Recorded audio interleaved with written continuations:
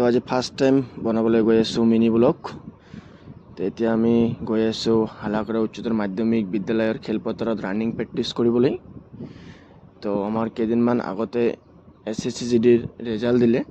এইবাৰ কাট অফটো বহুত কম গৈছে, তো সেইকাৰণে ৰানিং ষ্টাৰ্ট কৰি দিছোঁ আৰু কেইদিনমান পিছতে আমাৰ ৰানিং হ'ব, এক মাহৰ পিছতে।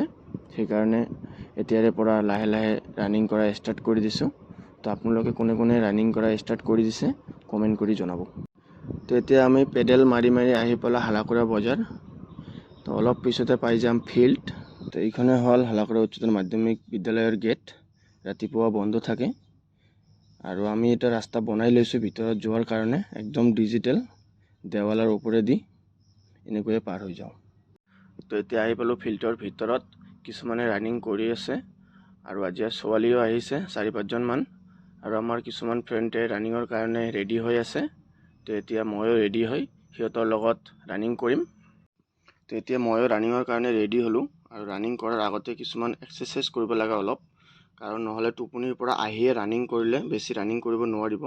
কাৰণ অলপ এক্সাৰচাইজ কৰি ৰানিং কৰিলে শৰীৰটো হিট হয়, আৰু শৰীৰটো হিট হোৱাৰ পিছত ৰানিং কৰিলে ৰানিংটো ভাল হ'ব। তো ৰানিং কৰিলোঁ, ভাবিছিলোঁ 5 কিলোমিটাৰ ৰানিং কৰিম, কিন্তু 32তে ভাগৰি গ'লোঁ। তো আপোনালোকে 5 কিলোমিটাৰ কোনে কোনে কিমান সময়ত মাৰি আছে কমেণ্ট কৰি জনাব। আৰু ময়ো আগৰ নিচিনা এতিয়া ৰানিং কৰিব নোৱাৰোঁ। তো এতিয়া ঘৰলৈ যাম, কিন্তু ঘৰলৈ যোৱাৰ আগতে মই আপোনালোকক এটা স্কুলৰ ভিউ দেখুৱাম। মানে ভিউটো কিবা এটা চালে ভাল লাগি যায়। মানে আবেলি টাইমত ফটো যে ইমান ধুনীয়া হয় না, মই মুখত প্ৰকাশ কৰিব নোৱাৰিম। কেতিয়াবা টাইম পালে এদিন আহি চাব, কি এনেকুৱা ফটো হয়, উঠি চাব।